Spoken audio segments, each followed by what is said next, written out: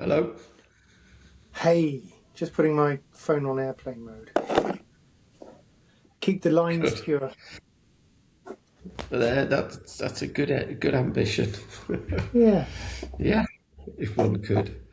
So, Graham, the idea of North um, was something we not directly have ever talked about, but it kind of came together through some of the discussions we've had so far. And this idea of North, and immediately I thought of Glenn Gould, his radio programs idea of North, which are really bamboozling programs. Mm. Having listened to them probably in total once, I've listened to other bits back, but got me thinking about this idea of North. And I guess when we start, it's probably useful. We can't talk about every North there's ever been in every place, in every idea. So probably it's what's your idea and what's my idea of North is the starting point really, and it has meant a lot to me actually. Not in any direct way, but very indirectly, it's been a big thing for me. So idea of North, Graham. Yeah, I mean, it's very much a British chord in it for me. Um, Britain has a Mm. strong part of its autobiography is about North South, and pretty much everything in the history of the country has kind of been things coming up from the south and things coming down from the north, and a kind of border zone being defined between them. And we all know everyone who's spent any time in Britain will know something of that divide and how it works. And it's kind of fun for us to talk about the north because in many ways I'm a southerner. I was born in the south, and all of my interesting work was done south of the equator or on the equator. Whereas for Mm. you, born in somewhere in Yorkshire, I can't remember where. Yeah, yeah, Um, yeah, yeah. Lancashire, Lancashire. Lancashire, of course, Frodsham, of course, yeah. So I you know, wasn't born born born there. at wherever it was in you can tell us in a minute where you Yeah. were born in detail, but and all of your interesting work has been done in a place that is cognitively and aesthetically strongly branded as northern. So we're talking from two different points of view, I think. So in No. terms of the short of it is my idea of the North is quite a familiar set of cultural references to do with British political space, I suppose, accent, Mm. history, and other bits and pieces. Yeah, I mean, I do have some other things to say, but they're a bit different, so I'll hold off on those. Okay. But yeah, what's when I mean, someone talks about the North, where do you kick off? it's interesting you start by talking about, yeah, maybe you're saying it's a very British thing. I agree with that. And I'm trying to quickly now think, do other countries have a very similar? Yes, they do. The North and the Yeah, South. I mean, it's a yeah, crude absolutely. thing. However, and then you think about the North Stand at Bramall Lane versus the South Stand, and how they operate as kind Hmm. of like away fans, home fans. And it's a crude binary, isn't it, in many ways? And all my movements, if I think about some of it's really intuitive. I know it is. It's not by any grand design or anything. It's a very intuitive movement north. I've always done something about the light, something about the air. The air seems to come at you differently, quicker than it does in warmer climes. But of course, wherever you are, let's say from where I'm currently am in Sheffield, if you travel north, you're always still south or north of somewhere else. So it's like this weird kind of Yeah. thing. However, the idea of north, I was thinking about this. earlier, and something I've been looking at recently. I've talked to you probably about this. I am going to the land of mist and snow, but I shall kill no albatross. Do you understand this feeling, this breeze which has travelled from the regions towards which I am advancing? That's Mary Shelley from Frankenstein. And it's like reminding that the opening part of Frankenstein, which is just a phenomenal book, is set on this kind of polar notion, this idea out there, which is as far as you can go, which is what the monster ultimately does, is take Frankenstein as far as he can go to the top of the world, and they have the confrontation. But I think something we talked about, it's popped up a few times about the sea. There's something deeply attached to romanticism about the North, I think. Certainly from my area of real interest culturally in art and stuff. So again, like you say, you started with this British thing, and maybe if we had some others in the room, to kind of look at it, because my time in Norway, absolutely the same. It's like Oslo's the place to be, Bergen's on the west coast, and then don't go north because there's nothing there, sort of idea. And Yeah. that in a way was one of the first sort of compelling things was, what does it feel like? Now, I don't think I ever thought about it consciously. I must go north, but there was something intuitively compelling about it. But Yeah. back to you. You say you were born in the south. Yeah, whatever that means now. But then you spent. We seem to be on another pause. Oh, you're back. Good. You moved to Sheffield, which presumably for some of your folk went, why are you moving north? I need a job. Yeah. I need a job. Yeah, and that was the basic reason. But Sheffield's interesting because it's about as south as the north can be. And the reason why I think that's interesting is because this idea again of the kind of cultural loading of space means that actually I would suggest that in most people's rough cognitive geography, Sheffield is quintessentially north, whereas it is just north of Nottingham, which isn't in the north by any stretch. It's a Midland lace manufacturing town. That's So true. it's the Sean Bean effect, if you like, gives it this kind of extreme north image, and it's just about in. That's right.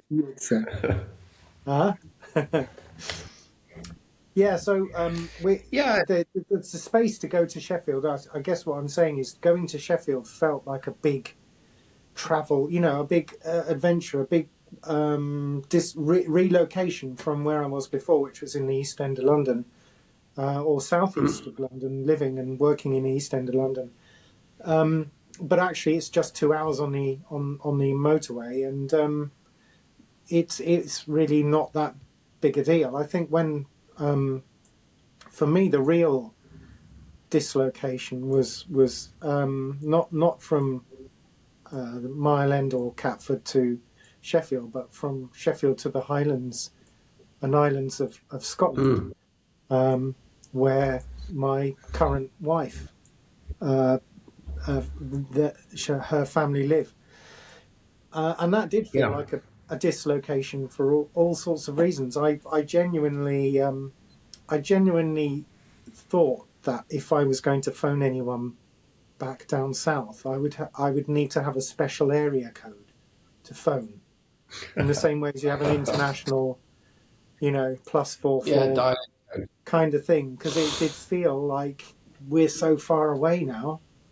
That you might need a special code to phone London, and that did feel like a really big dislocation. But Sheffield is not quite that big a deal, is it? Because it's not really that far away. No, No, not really. And then I think again bringing it back that then the classic difference between North Sheffield and South Sheffield rivalry and football, has its history, doesn't it? And well, you don't want to live in the north of Sheffield, or the north of Sheffield's like this, um, Yeah.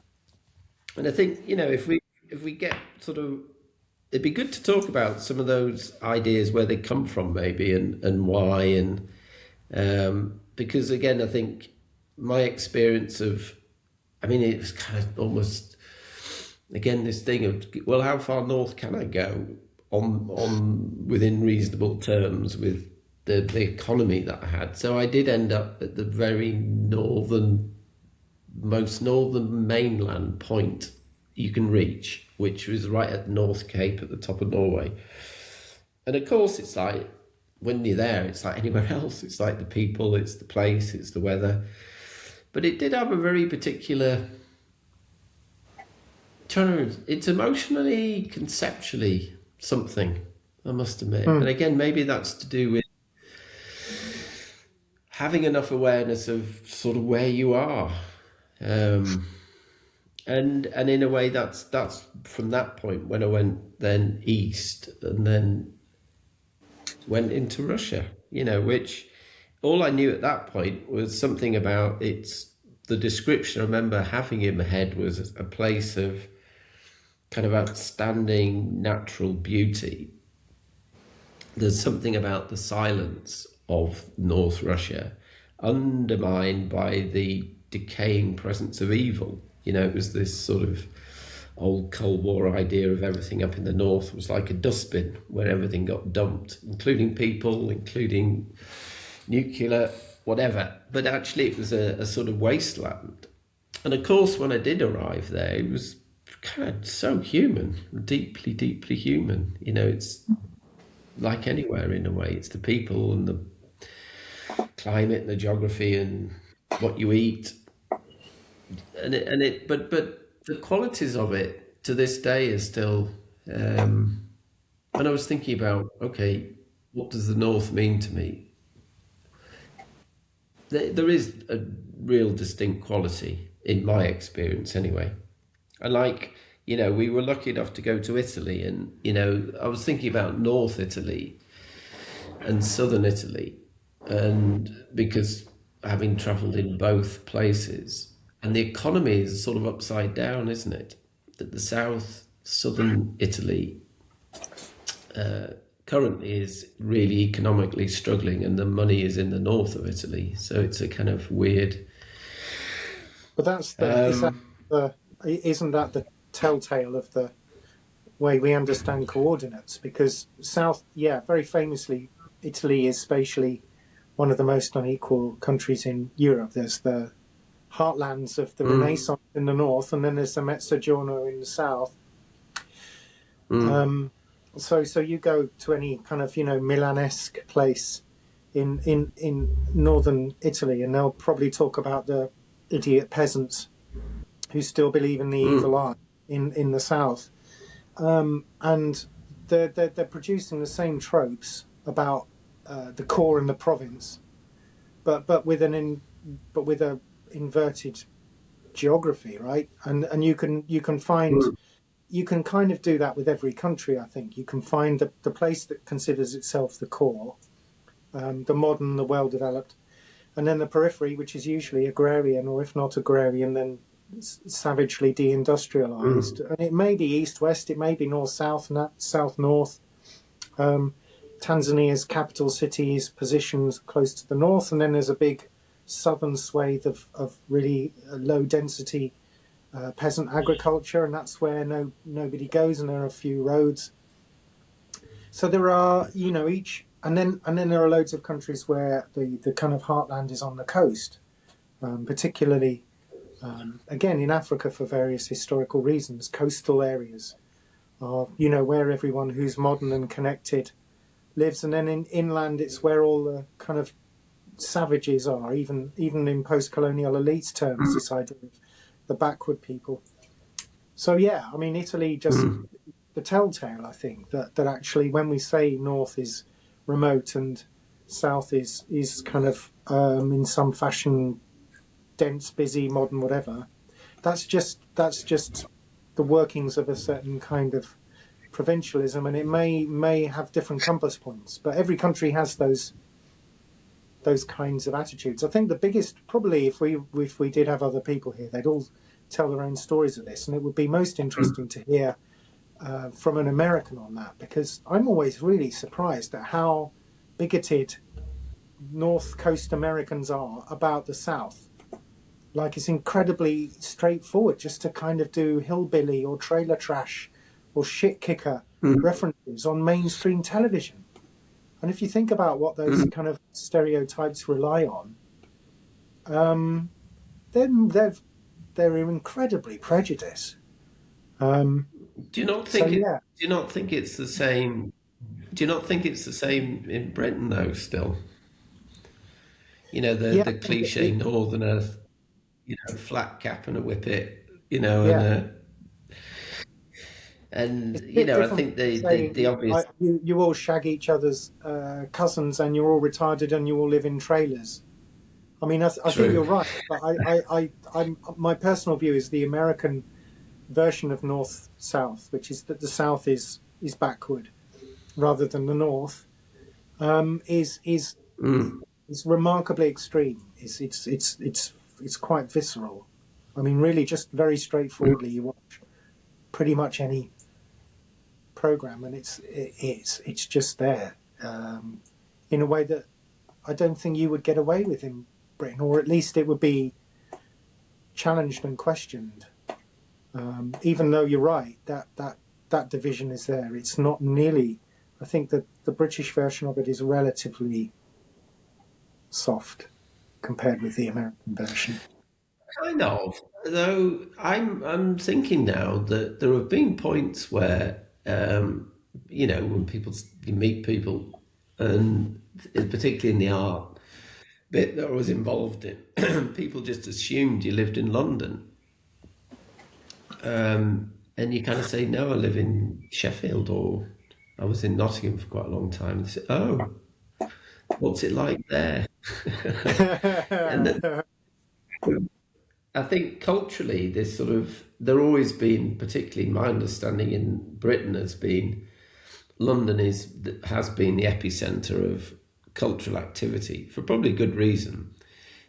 However, Glasgow's, you could argue equally has had incredible. And then in between that, it was like, well, why do you want to be there? Was the sort of question. And to one point, which really stuck in my head, was I think I must have been saying something about being at my mum's, and it was the time of season, the ants were flying, and they said, God, do the ants fly all the way there as well? And you think, fucking hell. It's like such a Were you talking concentric to a idea. 12-year-old? It wasn't, sadly. Yeah, Just this idea of um, anything that was happening or needed to happen, you had to be in London, and there was this, and it's still there. Absolutely, I know it is, and for good reason in many ways, because there's a kind of meeting point. There is nothing like it. So to make a decision, which it was at a point, to say no, I think I need space, I need affordable accommodation and affordable rent on a studio. I didn't need to have that idea. Which again yeah, brings me back to I think it's quite intuitive. I don't think beyond the sort of certain things I made decisions about, I think some of it was really intuitive about space, about thinking not that there's more space in the north necessarily, but there is a conceptual type of different sort of space. And I was thinking again about the way, it's light. I think is part of it. Like North European, we can look at that culturally. North European light that's predominated in art, in literature, in music. And I read this piece last night actually about it was actually about Sheffield, and apparently, Graham, there's some renaissance in sort of indie music and metally indie music in Sheffield again. And they were just the article was again sort of framing this question around Sheffield's industry, its northernness, its directness, its idea of a very kind of honest, uh, yeah. But they were linking it back to this idea of the North again, of industry, of the working class. Come on, if we're going to do it, you just need to do it yourself attitude. Compared to, it's not a privilege, but a kind of a different idea of music that was being produced in London. Yeah, Maybe there is something in that. I don't know. I mean, Sheffield, so it has a certain. We had some yeah, friends, Grace's friends, staying from London, and they were kind of shocked about how nice people were. And you're going, "Hello, God, they're really friendly here." And you're going, yeah. "Okay." Well, I mean, I these are think, the kind of nuances, aren't they? But they're a kind of part. They do belong to something, I think. yeah, I mean, it's nuance is the word, isn't it? Because a lot of what you're talking about isn't about the North, because the North Mm. doesn't exist. If you like, it's obviously a category that relies upon a certain amount of imagination.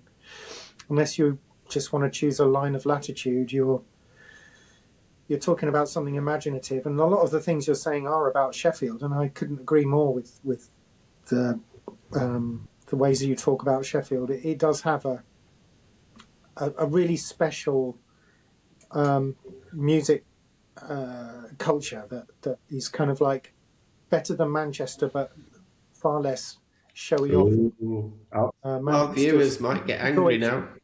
well, you see, that's the thing, isn't it? I mean, Manchester is always swaggering about talking about how it's Manchester, and Sheffield Oh, doesn't do any. Yeah, yeah.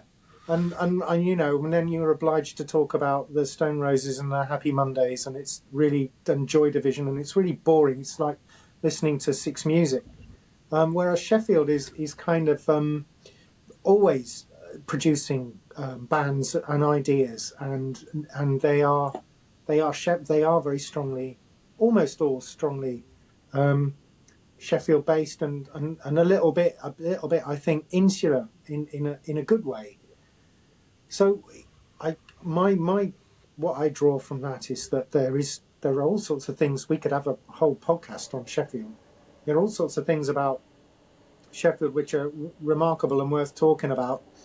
The bad quality of the football and the music, and certain aspects of its industrial heritage, which obviously is kind of really at the heart of the engineered disaster of Thatcherism.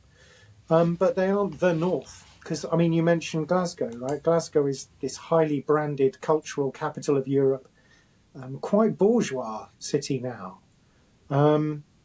which is again different from Manchester, where you're obliged to talk about the Stone Roses and Joy Division until somebody hits you on the head with a traffic bollard.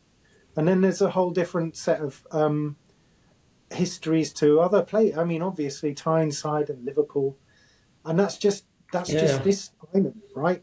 So I'm happy to talk about the North, but I'm under no illusions that it exists. And I think a lot of the time when people talk about the North, they actually are just probably talking about home, where they come from, as much as anything. So yeah, all that stuff I think is good, but I'm just getting images of Sheffield in my head a lot of the time, and I think it's always a bit more of a localism than the North would allow you. Yeah. I think my experiences. I mean, the climate issue the north is some sort of barometer, is something that I've experienced, and that, obviously the polar north is one of the most contested bit of spaces at the moment as well, for lots of different political, social reasons. But this idea that the Nordic north upwards is a kind of barometer of the earth was something I've come across a lot. What does that mean? I don't quite follow what that means. It's a lot of the climate science is taking place at the moment. I'm really aware of it with the university in Bergen ploughing, extreme amounts of money into climate analysis in the north, not in the south. I think, again, geographically that's why, but somehow it's like a barometer, and as I think it's not that different here. And you think about changing landscapes,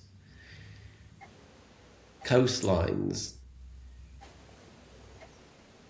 Yeah, I think, again, what was I was talking to somebody recently in Bergen about this, which is why it's popped up again.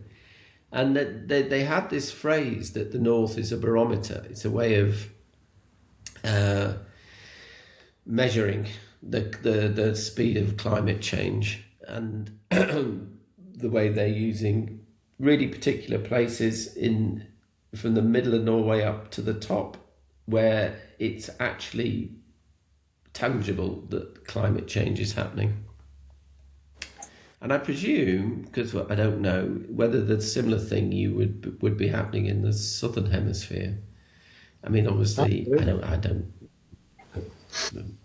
know enough about that, but Yeah, there are. Because of the warming, and the yeah, fact that a lot of the biggest risks from more extreme climate events come from floodplains in countries with large amounts of poverty.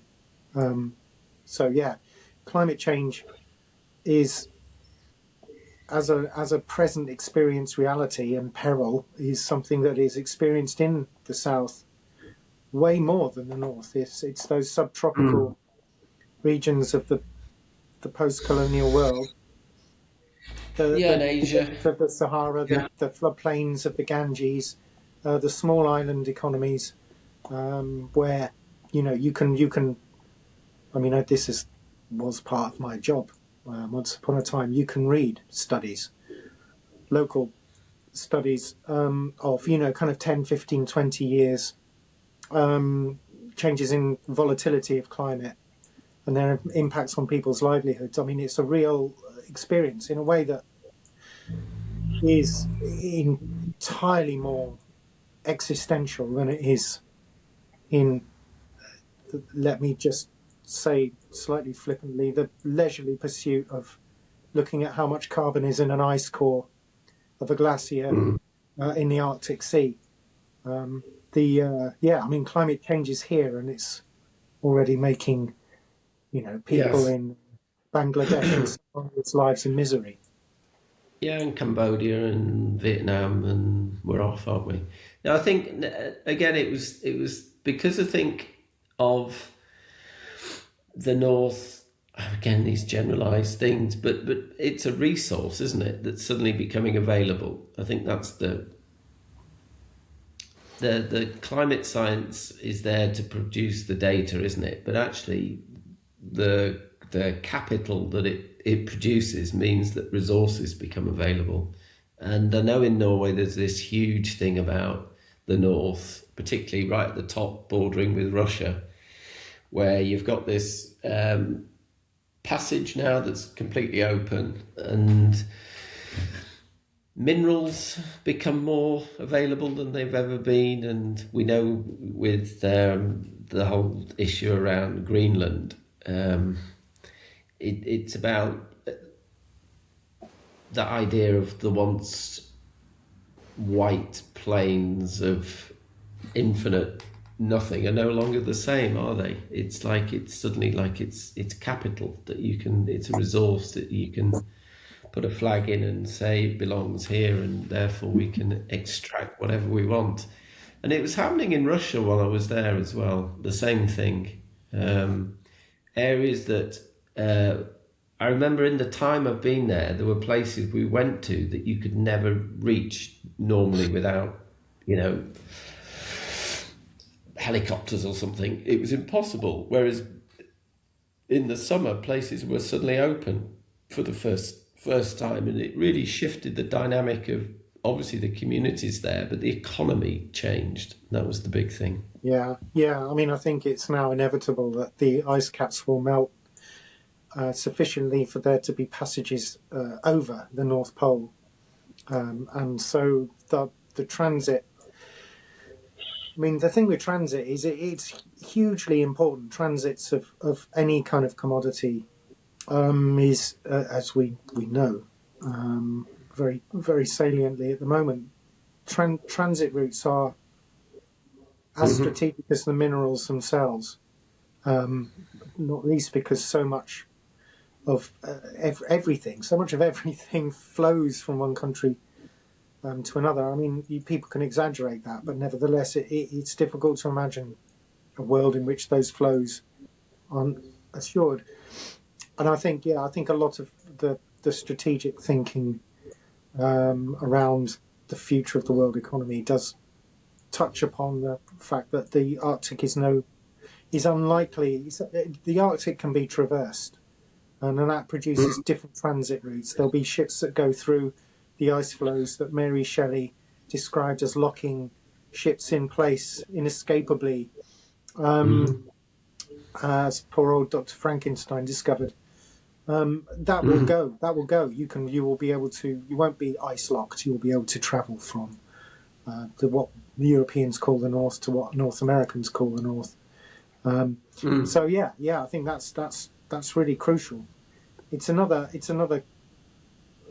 kind of spatial dynamic that will potentially create quite drastically different ideas of how we see the world. I mean, the Western vision has so often been, since the end of the Second World War, East-West, in terms of its ideas of geopolitics. But with the opening of the Arctic, maybe that the North becomes some sort of bounded single space that isn't just a kind of European American phenomenon. But who knows? That's all speculation. But I think the Arctic as a border is done. I think you'll be able to push through the ice. So I'm saying it here. I think in 10 years' time there'll be ships going through the ice, and the Arctic will no longer be an untraversable space. Yeah, I'm kind of with you on that. I suspect it already is. I think, again, I've only caught glimpses of stuff, but I think, what's actually happening in the very north of Norway, north of Finland, north of Russia is already well underway, I suspect. Yeah. Under the ice as well as over the ice and in the sea. And obviously the airspace around there is very hotly disputed anyway. I mean, these are all things that, not naively, but it was almost like, I think growing up as a kid, I had this idea of the North, and then, within that, there was then this idea of, because, growing up in the Cold War, the East-West, these really basic binary sort of coordinates. And then I remember standing on the border between Norway and Russia, really north, and then going, God, the wind blows and it's just the same either side of the fence. And the snow looks the same just the other side of the fence as it does where I'm stood. And then you kind of bump into people who speak this other language who've just crossed over in their transit van. And suddenly it's like, the kind of cultural shift of rethinking what does that mean, having been brought up in a certain way with certain privilege, prejudice, all of that. Which then was the reason when you just have to, how does it feel? Because everything that I've been reading or trying to read just kind of doesn't stack up properly to being stood there. So it was this idea you've got to put your feet on the ground. And of course, as soon as you crossed the border into Russia, it felt exactly the same, except I was shit scared. And then you think, what's that about? It's just like, it's no different. And yet you had this cultural shock of suddenly, that was the biggest I've ever felt, I think, of suddenly I don't belong here, why not? And really being confused about that idea. And I remember people saying, don't go to the north of Russia. And I remember that was a real thing. So part of me goes, fuck you, I'm going. Because of course you can, anyone can go. Anyone can go, it's easy. You book a taxi, you book transit, flights, it's easy peasy. But there's definitely a compelling narrative, and it's still there today, I'm sure. And it's in, I think it's still in Britain, particularly in the political landscape at the moment, about the North, having these very particular qualities, that need changing, and I think, again, the north of Russia, even to Russians who I met, who were not from the north, it was kind of like, whoa, really odd idea of it. Some kind of other people live there, and it's like a weird, unknowable, scary, and for good reason in some ways, because you could get lost very easily, but I never had a problem. Your mobile works perfectly fine. But again, I think, without wanting to push too much on the Russian thing, of course, that's why it became a dumping ground for human beings, because it was, all the Gulag system was structured in the north, because it was far away, it was remote. If you did escape, you didn't have much chance, then of the infrastructure being around there.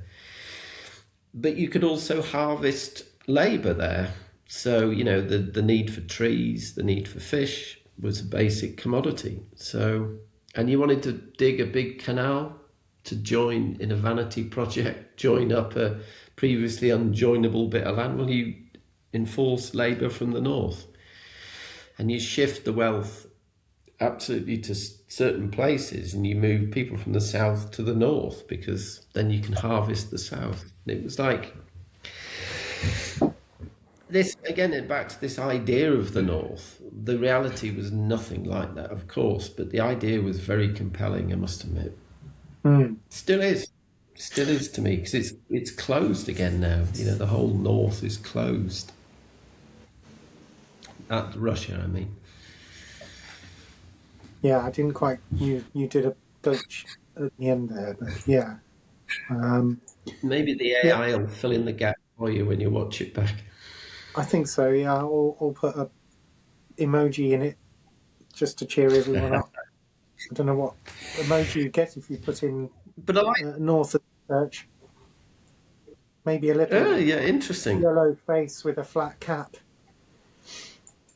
Now the other bit I wanted to talk about was, again, this is quite an abstract thing, but I think the sound in the north is different, and I don't know what I mean by that really, but there is a different acousticness, a spatial acousticness, and I don't mean you stood in the middle of an empty landscape thing. That's something anyway, but in an abstract way, there is a difference in sound. That's my I think idea. I don't really know what I mean. I do know what you mean, but I don't. I would read it as follows: that when one decides, when one observes or feels that there is a different atmosphere from one place to another, temperature, wind, the mood of the sky, whatever it might be. What I think all that's fine and kind of probably quite human. Everyone experiences those things. We're all very smart cookies, but it is really poetry that we're talking about here. Not literally poetry, as in you're going to say you're wandering lonely as a cloud, but rather that you are exercising something everyone has, which is the poetic in them. So if I think about certain things to do with Sheffield, about particularly the heather, the kind of the dales, and then the beginnings of the Pennines, in and around where I used to live, and I think about the smells or the mood of the place. The smell of the soil is something I kind of think of. We both walked our dogs a lot in that area. You could say there's a feeling of the north, but I think it's really the thing we all have in us, which is not, as I say, not literally to perform poetry, but to think poetically, which is, I think, a different thing and is a common part of the human experience. So if I was going to try and describe those things myself, I think probably, if we were in the pub and talking about something that's wonderful about, this is the kind of thing we did used to talk about, the wonder of the pure, quintessentially wonderful thing about walking a dog in heather. And I reckon, most of the things that I'd have to say about that would probably sound like a load of bad prose. Like I'd just be talking about the feel of it. It would probably be quite tempting almost to burst into song. So yeah, I think those things are true. People will become lyrical about the atmospheres in which they live and where they experience the best of their lives, right? So yeah, that atmosphere is there, but I think it's only really appropriately spoken about in a broadly poetic register, rather than, let's say, air pressure. I mean, it doesn't. Yeah. The coordinate data. And that's probably the reason why in 22 years, I'm still engaged with this kind of simple thing about what this idea of it, because I think how do you describe it? It kind of makes me want to work. Makes me want to do things. Not that the South, again, back to this binary thing, the South doesn't. I love hot weather, as you know, Graham. I'll lie in it all day. But yeah, the cold. There's something about the light and the cold, and not just the cold, but it makes me want to do something. And I think that was something I really had to come to terms with. It's like not come to terms, but really acknowledge, I think is the right word. And it's still the same.